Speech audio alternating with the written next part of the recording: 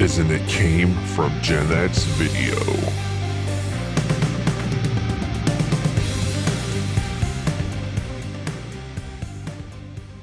This week in pop culture history, October the 11th, back in 1975, was the very first airing of Live It's Saturday Night. So Saturday Night Live debuted back in 1975 already. It's amazing that this show has run for this long.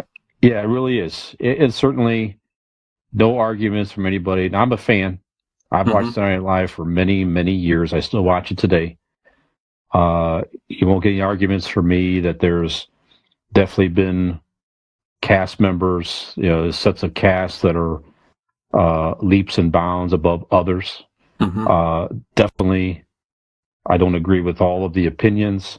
They would tell you the same thing. There's plenty of skits that are clunkers that you wonder how in the heck it got on live television. However, right. There's also been plenty of fantastic cast members and skits and characters that's been introduced on that show that's made their way into pop culture fandom for many, many years. So it just made me kind of reflect on, too numerous to name all that you might have an interest in, but are there a few characters that come to mind that you might be more of a fan of, or more of have an interest in, or simply just you're more familiar with over the years? So curious any that you might have, Skinner. Maybe we can go back and forth a little bit here and go back. So the first one comes to mind. Go ahead. Just so everybody knows, I am not an avid fan like you are. With that being said, there are a few characters that you get to see skits on, especially in today's day and age. You can see on YouTube or on social media that you didn't get to see back in the day, and I just lost it. First one is Adam Sandler playing Axl Rose. That one comes to mind because obviously Guns N' Roses was one of our bands growing up as a teenager that we all idolized. Anybody that liked rock and roll or metal, they weren't necessarily metal, but they were the heavier side of the glam metal, or they were the start of the glam metal. But Adam Sandler did a hell of a job portraying Axl Rose in a comedic way, of course. And one other one that comes to mind is Bill Murray playing Richard Dawson. Oh, that's right. Portraying Richard Dawson.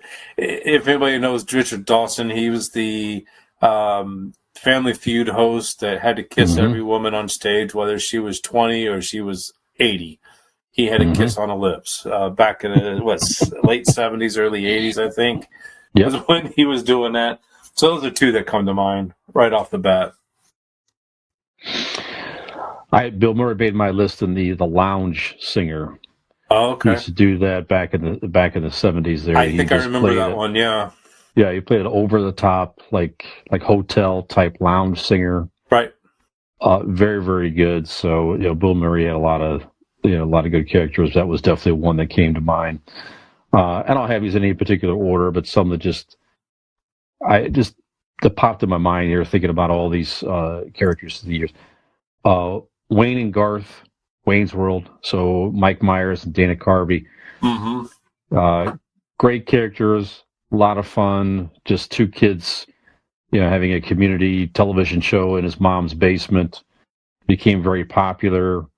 Obviously made a movie, and they made a sequel to it. So arguably two of the more successful characters. There's not a lot, and they've tried to make movies out of some of these characters over the years, and some you definitely forget about, like the awful Coneheads movie and a few other ones out there that really just didn't take off well in the theater. They did well on the small screen, but the Wayne's World movie, especially the first one, really took off, and also helped resurrect a Queen's career, frankly, with playing Bohemian Rhapsody in the movie.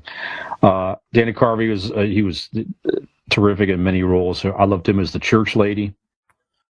Okay, I don't recognize that one. That's okay. So, well, isn't that special? So it was like a church lady who, you know, it's a very religious show. It's kind of an over-the-top religious show, and she would have guests on there, and she would talk to the guests about being sinners and all that. Like, notably, she had like Madonna on there as a talk show guest and a few different ones. So if you've never seen the church lady, Dana Carvey, definitely go check that out. Phil Hartman was one of the funniest guys that ever was on SNL. Terrific comedian.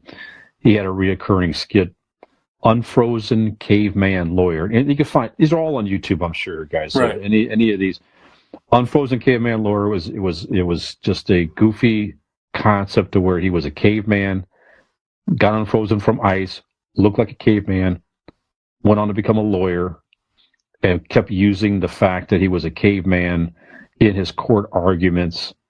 So he would come out there and say, you know, ladies and gentlemen, I'm just a caveman. I don't understand how all this stuff works. But what I do know is that my client is innocent. It was that type of a thing. And he kept using that argument. Just hilarious. John Lovitz is the liar. Yeah, that's the ticket. That's the ticket. So he was just a perpetual liar. He made several appearances throughout the years. I loved Will Ferrell and Sherry O'Terry as the super enthusiastic high school cheerleaders. They'll come out and do these cheers.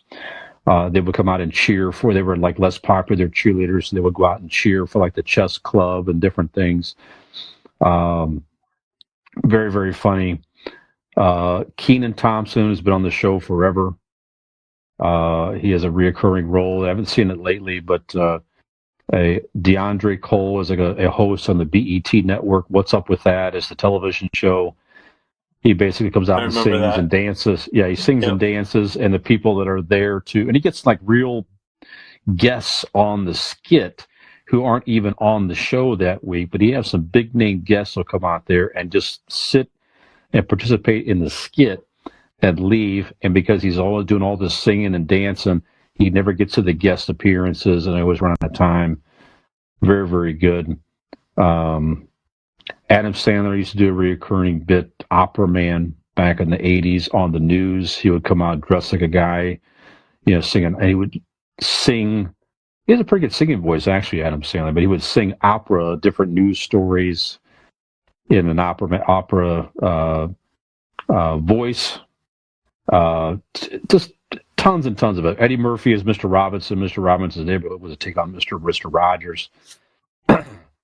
And one of my favorites of all time, the Blues Brothers, Dan Aykroyd, John Belushi. Yep. They would come out and perform on stage and made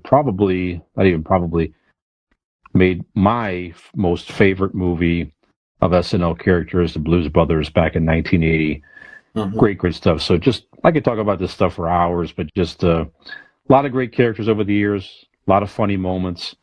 Still on the air this year. I mean, they had a lot of turnover in their cast this past season, but they're still out there doing it. So just pretty amazing to put on a live comedy show that many years consecutively.